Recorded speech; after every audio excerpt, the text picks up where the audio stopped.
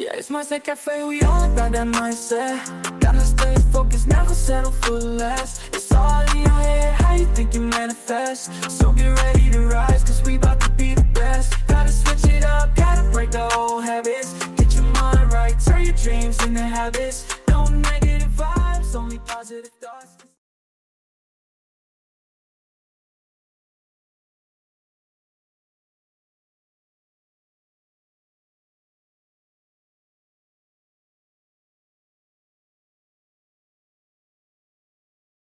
What is up, guys? Welcome to another episode of the Mindset Cafe podcast. It's your boy Devin, and today I am excited to announce we have a special guest.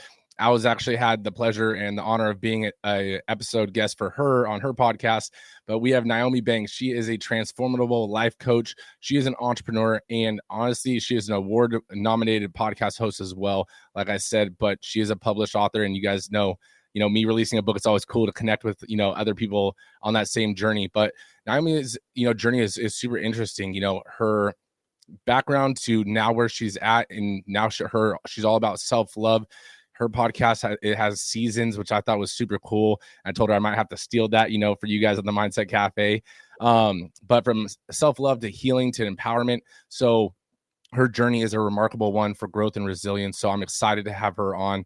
Her podcast is also called The Season of Self-Love, if I'm not mistaken. So without further ado, Naomi, thank you so much for taking the time out of your day. Hi, thank you. It's a privilege. I was vibing to your intro too. It was good. It's good to see you again. Thank you. So let's dive in. Let's start with your upbringing and what led you into the entrepreneurial path. That whole thing. Because my thing with the Mindset Cafe is some people connect with others through their journey. We get kind of put on a pedestal when we're already successful, we're already doing stuff, and people are like, I'm not there yet, so I don't connect. Right. So what was your journey like, school, college, whatever the case may be till now? Well, I've always been an entrepreneur. I always had an entrepreneurial spirit ever since I was a little girl, from selling different things, cookies, Girl Scout cookies. I think it really started off with Girl Scouts, Girl Scout cookies from there. And also just being competitive and always wanting to be, as I say, a multi-billionaire. I used to walk around and say that I am a multi-billion-dollar industry walking around, just myself, period. So, I have many lives. I went to school. I went to college. I didn't graduate college, but I went to college for 2 years. And then I went to trade school for another 2 years. But more of my entrepreneurship came from just things that I've done, from the work that I did. I've been in the entertainment business for over 30 years. I started off in modeling, acting, singing. I had a record contract with Sony. So I've been through the industry in so many ways. I think I've done everything possible that could be done. But with entrepreneur, that was my first thing. And then once, probably about 10 years ago, about 13 years ago, I retired away from the adult industry. That was like my last thing. And once leaving from there, I knew it was something that I needed to do. At that time, I had a makeup line. I had a lot of stuff going on. I'm a serial entrepreneur, so I had a lot of stuff going on. But for something, all of that didn't make me fulfilled. You understand what I'm saying? And so I really had to go deep down and search really what is happening to me and what do I see missing within myself. And so that's where it's the season of self-love and Ask Naomi and all that come from. But no, I went to school. Yes, I went to college. I didn't quite graduate. 2 years shy of that, but then I went to trade school. And then now I'm certified. I'm certification, and I continue to keep going there, like taking classes and there. So I'm always staying there, educated with that for us. But yeah, but entrepreneur has always been my first love, right along with music. No, that's awesome. I mean, the Girl Scout cookies is definitely, one, those things like hit different, but two, that I could definitely see where that entrepreneurial kind of drive can come from with having to sell the Girl Scout cookies and all that kind of stuff. And I think that honestly, there's no knock to trade school whatsoever. Like my brother became an electrician and he has an amazing career, and he did 2 years in college and was like, this ain't for me, and switched over, and now he's making bank. So it's like there's no knock to that whatsoever. And I think it's interesting that you said you keep going, you keep taking classes. What's your motivation for that continued knowledge? I say I'm a forever student. I'm forever learning. We learn something new every day. Things are changing. Back in my time, I'm 52 years old. So the internet, all of this right here, this wasn't here when I was, 19, 20, even 30 years old. It wasn't like this. And so there's new things that I need to learn, not only for myself, but, for my children as well. And also for business wise, and just really for my purpose and just being out there. So the more that I learn, different things, especially when it comes to human connection, being with different people and talking to different people. You have to learn different languages. You have to learn different skill tax to be able to truly understand who and what they are. At a time in my life, I was a teen counselor for teen parents years ago, and I was able to get that through going through certification and courses right there that I can be able to sit with them, because I was a 19-year-old mother at one time, and so I was able to relate to them in ways that that will be beneficial for them as well. I work for DCFS. Another thing, them 2 years that I did, go to school, it helped, everything helped along with the journey that allowed me to be right where I'm at right now. No, that's so awesome. I think that, being a forever student is important. There was a saying that I heard. It's, to have a white belt mentality, right? Because white belt's like martial arts. You go white belt, you go all the way up to black belt, and people think, okay, once I'm a black belt, then I know everything. It's like, no, then there's black belt, second degree, third degree, fourth degree. And so you're just starting your learning process once you hit black belt. So you just have to have that forever white belt mentality and continue learning. And you can reinvent yourself as many times as you would like in the process, or pivot as many times you would like in that process. So I think that's so interesting, that you are, conveying that message, because it is so important. With you transitioning from the entertainment, and singing, which is crazy. Like, you've had so many lives, and done so many things and accomplished so much. But what inspired you to transition into like life coaching, and what was that pivotal moment to really focus on like self-love and empowerment? I'm ready to say it. All of my life, I've been a life coach. Didn't know it. They used to call me Dear Abby in high school, because everyone came to me for advice. Everyone came to me for advice ever since I was a young girl. And so as always, it just went over to a natural state of mind. Wherever I'm at, I can be talking to someone and getting advice and talking with them. And I remember my cousin-in-law said, you should be a life coach. I said, no. She was like, yeah. She said, because you get good advice and everyone always comes to you, for advice. And, I thought about that. I said, oh, okay, I'll think about it. But I was already going through certification for sex and relationship coach. And just in that genre. And when I really said and I thought about it, I said, yeah, this is something that I really would like to do, to really sit and talk about. But going through my self-love journey, it actually started to happen when I was pregnant with my last baby. And I had truly created a whole, we call a prayer closet, a prayer closet. And I remember having all of my piece of papers, a line of people that I would love to forgive, and then a list of people who I was looking for forgiveness from. And I remember writing them all letters. And I just remember, because I was on bed rest during that time. I was on bed rest the whole entire time. And I'm going to go back just a little bit. I was in the adult industry for about 6 or 7 years during that time. And I was steady in it, really doing great, amazing thing. And I remember having a conversation in my car. That was my prayer, that my car was my prayer room. And I remember saying to God, I was like, when you are ready for me to leave this season of my life, you will let me know. And beforehand, I was told that I was not able to have any more children unless I was able to have help. Fast forward 10 years later, I'm now pregnant with my last child. And this is just like, what the heck, what is this all about? And sure enough, I got out at the right time when a lot of things was happening crazy. And,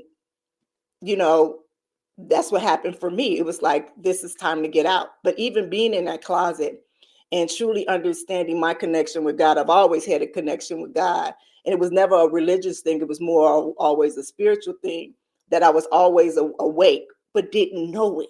And when I was in that closet, that's when I realized truly how connected that I was with God.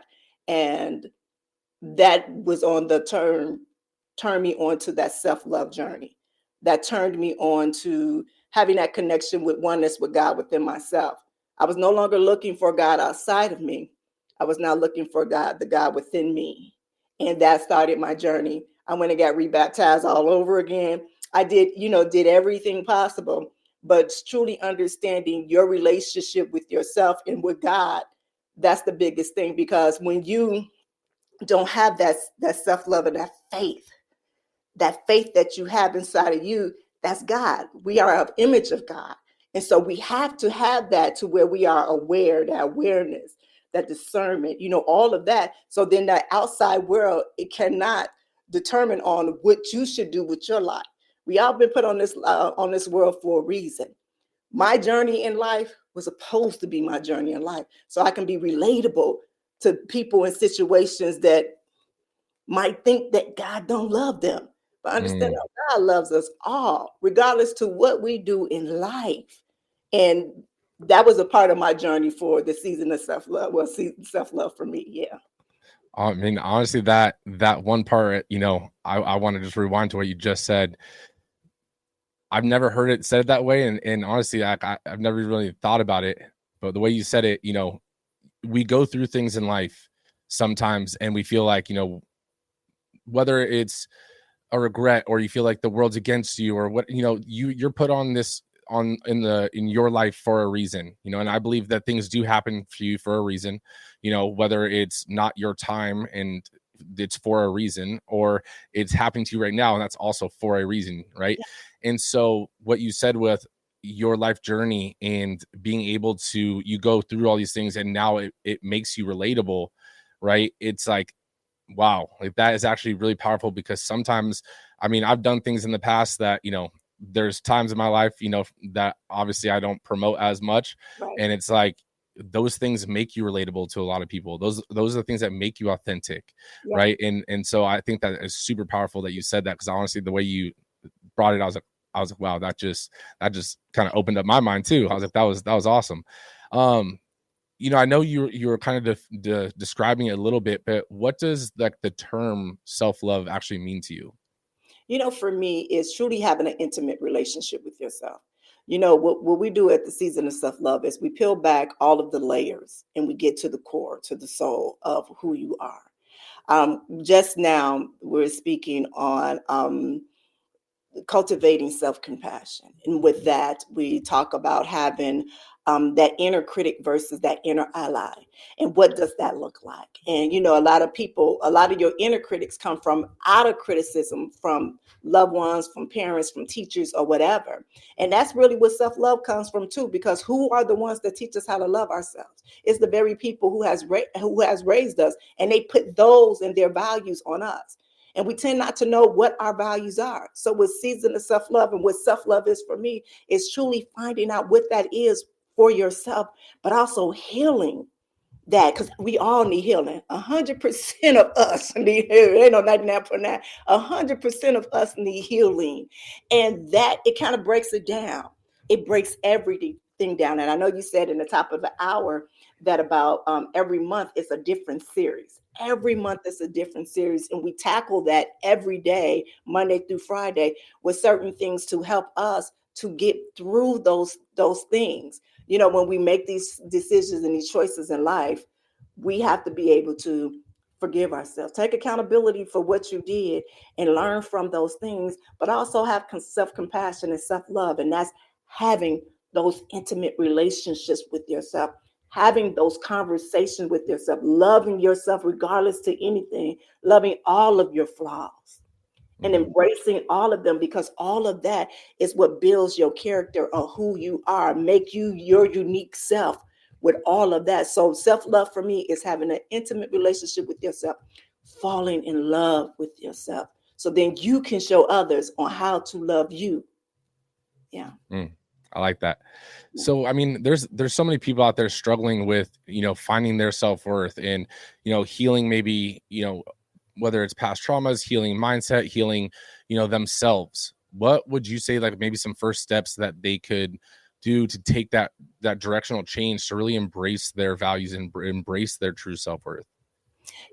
First of all, what do worth look like for them? That's the one thing. Because we all have a different definition of what worth looks like for us. And I'm just going to be very open and candid. Just this morning, there is something that triggered me. That's triggered. We think we've healed. There is no healed. We just have different, layers to what healing is. And we always healing every day because there's something there that will always trigger. We just have to have the tools to be able to move us out of that, honor it and move us out of that. But I do this mirror imaging thing. Let me go back. I do this mirror imaging thing where I look at myself in the mirror and I say of who I am. I look in that mirror and I say of who I am. And anything else is different. It's not of. But then I ask, what do worth look like for me? What does your worth look like to you? What is your definition of worth for you? For you, not what your mom said, not what your teacher said, not what your boss said, not what your wife or your husband said. What do it look like for you? And then I talk about values. What are your core values? What are your core values? I remember doing a e-course on self-love, and I asked my students then to choose 9 words out of it. I think it was like 200 and something core values, and choose them and create a story for yourself. Create whether a story, a poem, or a letter to yourself. And they came back with some amazing things. And I said, when you finish, write it out, print it out, put it in a frame and put it on the wall. And that is something that you say to yourself every day. You create your worth. You create who you are. But first you got to know, what is your worth? What do worth mean to you? Yeah. So. No, I like that. I think that is important, and there's no right answer. There's no wrong answer. Right. And that it's hard because we think worth as, when someone says, worth, or what is it worth? Immediately they think financial. Right. And it's like, that's not always the case. Like there's different plays on the word and the meaning. And so your self-worth isn't tied to anything monetary. No. Right. And it's so much deeper than that. And everything that you've just explained, kind of portrays that as well. In just like your core values might be different than my core values. And, not that we have a ton of different ones, but like, what is the most important ones to you? Right. And those are your core values, right? There's no right answer. There's no wrong answer. So I like the mirror thing, right? I thought you were about to say, you get in front of the mirror and you start flexing and everything like that. But, but no, I mean, it is true. Sometimes I do like daily self-reflections, right?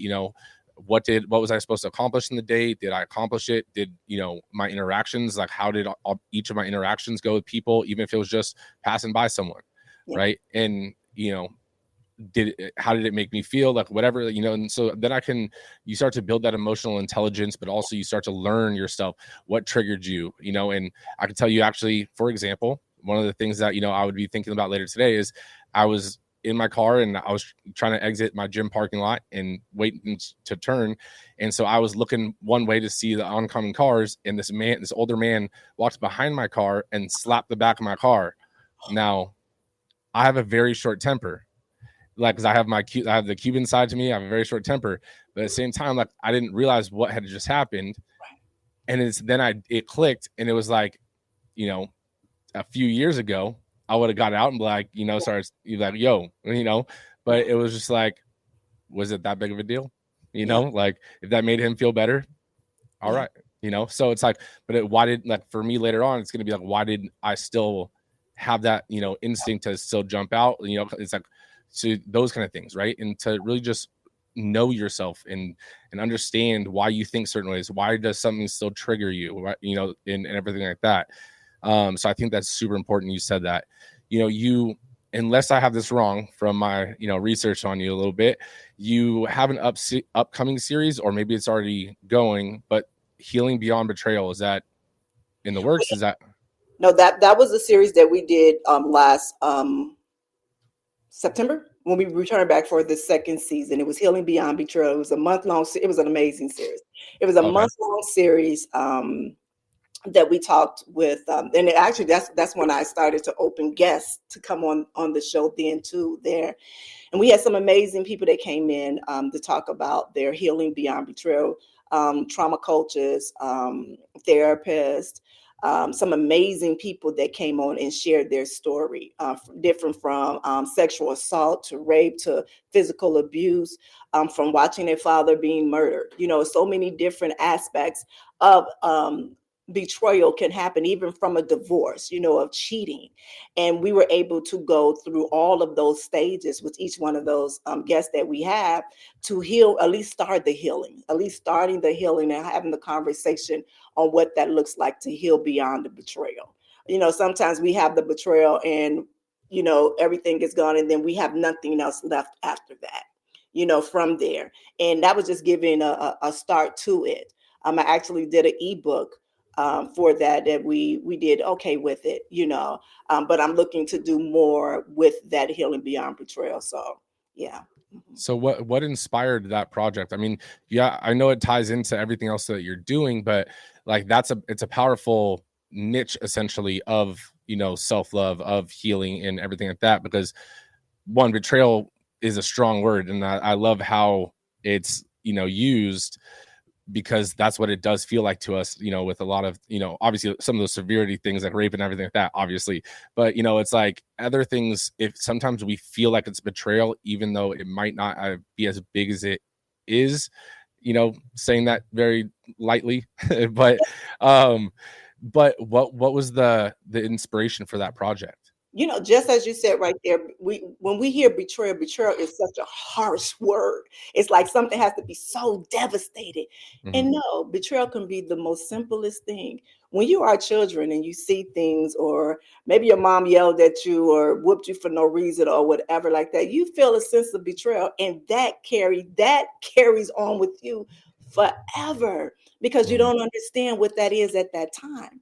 So when we start to think of what that betrayal looks like for me, and you start to heal that betrayal, that actually opens you up more to truly understanding what self-love. Not only is it betrayal for others, but also betrayal of yourself. We talk about that a lot too, is because a lot of times we have things that we say, well, we're not going to do, or we're going to try not to do it again. Just like the incidents you said, the guy slapped the back of your car, and you was, and now you have the language in the tools to bring it down. But before, you would have been out there and you would have been mad as heck at yourself, right? Yeah. Dang, I just betrayed myself.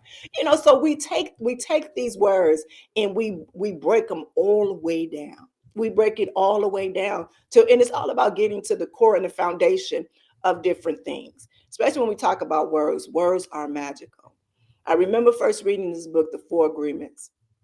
That is an amazing book. And when I read it, it changed my insight on, especially on how I talk to people and even how I talk to myself. And when thinking about those and thinking about the words that we use in each one of the series, it is, yes, to get your attention, but also like, okay, I really need to go deep. Yeah, we need to go deep. And some of the time it's a lot of repetitive things that we have to do because we have to unlearn what we learned. Let's I mean, dang, that's so powerful. So I want to dive into, and I want to kind of take a tangent on what you had mentioned, because betrayal, the way I was mentioning it was, from external, but then you said something so powerful that was talking about internal betrayal. Can you dive into that? Because I feel like, whether it's turning over a new leaf, whether it's sometimes, sticking to a fitness program and telling yourself this time you are going to be committed, right? And then betraying what you had committed and made an agreement with yourself. It doesn't necessarily always need to be something super, drastically me jumping out of the car, right? Can you dive into a little bit about that, process of, with, self-betrayal and overcoming it? Because so many times we make these promises to ourselves. We are the ones, when we look at ourselves, we depend on nobody but ourselves. This is who our number one is, us. And when we don't do what we say we're going to do, or we make a decision that might be harmful for us or to us, we are the hardest on ourselves. And it's also comes to with self-compassion as well. So when you start to heal beyond that betrayal within yourself, then that allows you to have more self-compassion for yourself. You understand what I'm saying? So it's like, that's why I had to do the betrayal first when opening up, coming back for season 2. Season 1, it was just myself and my co-host, Dr. Will, that will come on twice a week. But then I knew it's something different that I had to come on with the second season. especially if I'm opening it up to guests, I need to go down to the core. And that betrayal is it. Because that is probably the first thing that we have within ourselves, that we are so hard on ourselves. We can't talk about self-compassion until we heal the betrayal within ourselves. We can't, forgive nobody else until we start healing the betrayal within ourselves and understanding what that faith is within us. Remember when I talked about that faith in the beginning and Mm-hmm. understanding what that is? That's what that is. Yeah. Oh no, that's awesome. So I mean, going off of that as well, and kind of taking another pivot, going into relationships, going into love, going into all those things, right? I mean, you've built a platform where you've you've talked openly about love, about sex, about relationships, and everything. So I wanted to kind of go into why this is so important to talk about, but also maybe what are some of the biggest like misconceptions that people do have about relationships and intimacy. Why did I want to go into it? Not only for myself, but also for my children and my children's children and just generations. So it's somehow we have to break those generational curses. Mhm. Right now in the world, how the world is right now. It's so toxic. It's so disheartening. And that's because there's a lot of hurt people out there, a lot of hurt people that don't even know what self-love is. Self-love to them is like a band-aid. I remember having a conversation with a guest on my Ask Naomi Vision the Gap podcast show. And I remember her just being loosely about what love with in self-love, that it was just an imagery that she said. And I couldn't understand that. Mhm. How can you say that when you yourself, you search for love, you're looking for love? I hear the way that you're talking that you're definitely of need of love. So my thing is, who hurt you? How can we heal you from that hurt? Because if we able to love ourselves and you think of yourself so much, and I'm not talking about it in an arrogant way, I'm talking about truly loving yourself where you just at peace, then guess what? You're going to get that love back to somebody else. So now we're building a domino, a ripple effect in the world, that now we are on this earth serving one another. And this goes into our relationship and intimacy, where we can be honest and open about what's in our hearts and in our lives. When you have self-love, you can be authentic and honest of who you are, because can't nobody shake it. You understand what I'm saying? So if you can be that, and you are in these relationships with these people and you're giving that to them, and they be like, wow, I want some of that too. No, I think it is so true. Like self-love, and I mean, because self-love gives you confidence, right? To a degree. Yeah. And I agree with everything like that. Like you have to love yourself first before you can not necessarily love others, but allow others to love you, Yeah. right? Because others will try to love you, but it doesn't either hit the same, or it doesn't feel the same, or feel authentic to you, because you don't love yourself. So you almost feel like they're just saying it to say it, even though they're being fully truthful, but they're just saying it to say it because you can't see that truth within self first, Yes. right?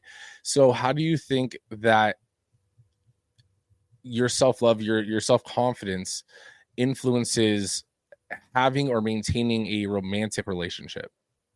Well, for me, I've been married for over 12 years. I've been with this man for over 20 years.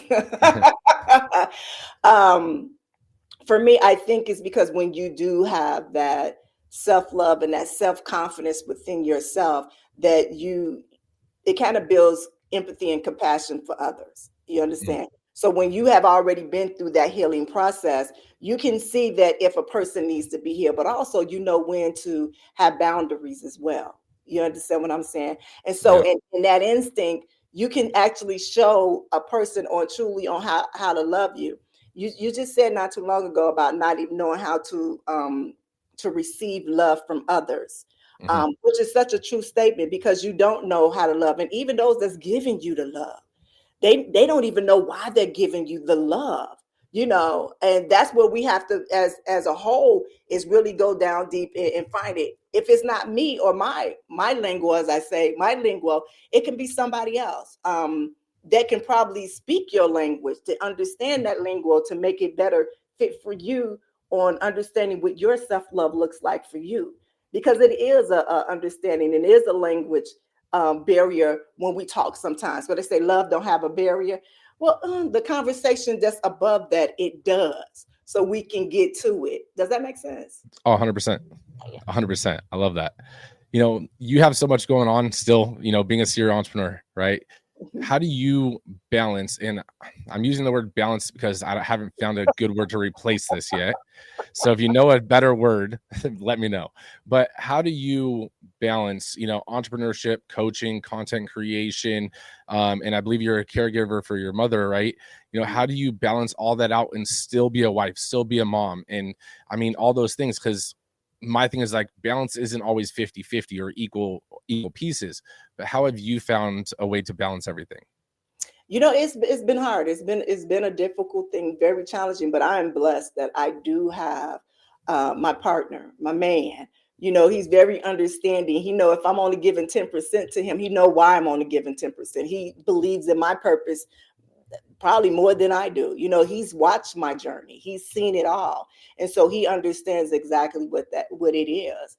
I think even with going through self-love, it helped me with my patience about myself and removing that perfection that we all strive for. So that helps me with living in the moment, and being able to. So sometimes I can't get to this job. I mean, this business or this business, and I have to start to prioritize different things. That's one thing, is prioritize what's leading my priority right now. Boom, boom, boom, boom, boom. And I take some stuff off of my table until now. But also what I do too now, and that you say this, because I've actually surrendered, meaning that I allow God to guide me. I am so open and so aware, and things he gives me signs every day. I'm at my altar in the morning, and my prayer is, to guide me on this day. I go in with intentions on what I want, but it might be shown to me different, and I go with it. I go with it every day, and that helped to balance me. There is no 50-50. I'm a Libra, so I'm all about trying to be balanced, and I was shocked, like, no, honey, that is not the way to balance. So yeah, it's really prioritizing things how you want. And I know you want everything to happen like this. But I'm trusting in the timing, and I'm surrendering. I'm getting out of that driver's seat, or at least pushing back and allowing God to drive me, because wherever that I'm going with that is taking me further than I can ever imagine. So I'm trusting in that. Yeah. No, that's awesome. And you mentioned, having such a supportive partner and everything. And honestly, I could say the same even for my wife. We've been together, we've been married 5 years, but been together for more than 10. Don't let her know. I don't know the exact number off the top of my head, but I think it's 12, but being an entrepreneur and being someone that is all over the place and has so many things, it's not easy to be with us, right? In terms of like, we don't just come home and check out, like, especially in the beginning, stages. So what would your advice be to someone that is going down that entrepreneurial path, that does want a relationship? Because I think that you have to find the right person, right, that supports you and is a value add in terms of just, again, supporting, and understanding your life. But what would your advice be in terms of relationships for someone that maybe is going down that entrepreneurial path? So let me say this, and I'm just going to be honest. When you are going down that entrepreneur path in the beginning, and I'm going to say this, right now, you don't have time for a relationship. You're not being fair to yourself, and you're not being fair to that other person. When you do get to a point in your life that you are open and ready because you are going to have to give a little. You're going to have to compromise or give. I don't like saying compromise too much, but to truly give a little. And when you're in the beginning of that beginning of it, and you're not in a relationship, it's hard, because that's all you're thinking about. Go, go, go, go, go, go, go. My thing is, don't do it until you get to where you want to be. And I'm just being truthful, because that other person might not understand, and it might not be truthful to them. Mm-hmm. But then, and I'm going to say this, but then if there's somebody else that's doing, the same thing, they could come in and be just your biggest supporter. I was just blessed that he, stepped back and able to, watch me do my thing. But I also a co-pilot when he's a pilot. You understand what I'm saying? So we're able to balance each other out in that way. We came in like that. That's something that we came in, and we had some bumps in the beginning with it. I just think just now, especially when I'm going down a self-love journey, really make sure that you are for yourself first. And what I mean, and that's even before you really get in tune with the entrepreneurship. I think a lot of people, especially a lot of entrepreneurs and people, that make all this money and stuff, they still unhappy and they're trying to figure out why they're unhappy. My thing is to build that relationship with yourself first more than anything. Then once you have that relationship within yourself, with yourself, that intimate relationship with yourself, and you build in your business as well, then that's that person that comes in, you're going to know that is the right person for you, because you already got rid of the BS, that, you know what I'm saying? The things that, and you already know when it triggers you, you already know what that is. And so you don't have to guess. So, No, yeah. I mean, that is exactly the point. It's tough to be with us, especially in the beginning, and you're not being fair to the person or yourself. And I think that if you're already in it, I think in my personal opinion is like communication is key, Oh, right? yes. So one last question I do like to ask everyone when they do come on, and I don't like to say this ahead of time, so you don't get time to prepare, right? This is Naomi Banks' legacy wall, right? And on the legacy wall, it's not a tombstone, so it's meant to be almost like your quote wall, right? What is one quote or message, short or long, that you would leave for the up and coming generations that you've learned through your life's journey? Oh, wow. There's one that I've lived through all of my life. Is never judge a book by its cover. Take the time to read the pages in the book. All right.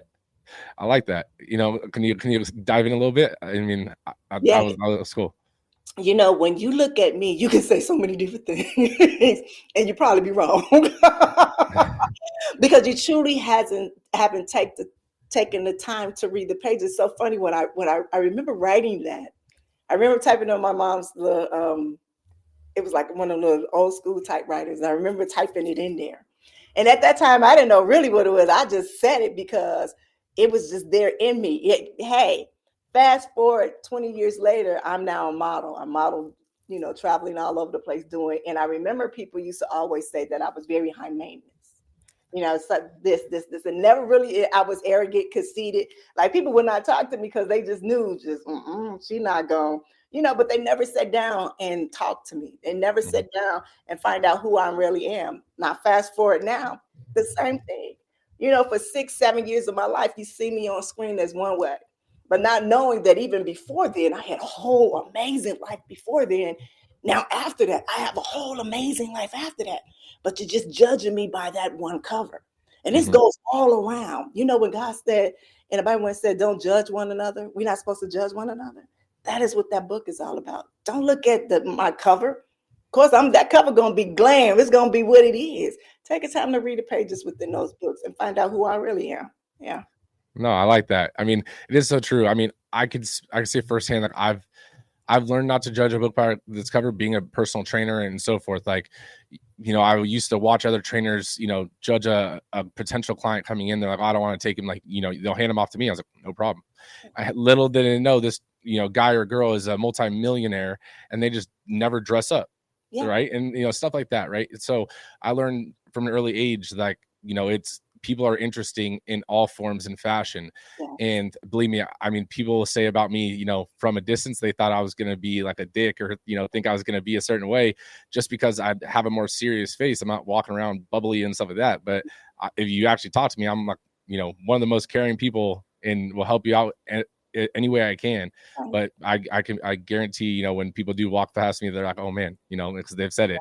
So I believe everything you said. I love that legacy wall. That is the first one. When you first said it, I was like, okay, don't judge a book by its cover. And then all of a sudden you hit that second one. I was like, dang, I like, all right. I like that. Where can people connect with you? I mean, I know with the podcast, that'll be in the show notes and everything like that, but where can people find you and learn more about what you have going on? Well, they can definitely find me at Naomi Banks, the real Naomi Banks, that one, as well as Ask Naomi Bridget Gap podcast. That's a podcast that I do every Thursday that we talk about love, sex, relationship, culture differences, and so much more. That's a live show that we talk there. As well as the Season of Self-Love podcast. Right now, my Elevate Me Self-Discovery, which is my transformative life coaching, that website is not up quite yet, but it's coming in the next few months coming. But they can always find me there, or better yet, just go to the Season of Self-Love podcast. Yeah. You got it. It'll definitely be in the show notes, guys. If you guys are watching this on YouTube, check it out in the video description. But make sure you guys share this episode with a friend, right? Everyone can use a little bit of, reflection and figuring out what your self-worth is, and maybe reconnecting with yourself and really finding out, and re-loving yourself so that you can accept love from others, in a more like passionate and more, deep understanding for it. So without that, guys, without further ado, I want to say, make sure you guys share that episode with a friend. But Naomi, thank you so much for taking the time out of your day again to hop on and just drop knowledge off knowledge off knowledge. Thank you. Truly, it's been a pleasure. I hadn't been on this side of the mic in the guest row in a long time. Well, thank you. No negative vibes, only positive thoughts. Just in the game of life, mindset calls the shots. Got my mind on the prize, I can't be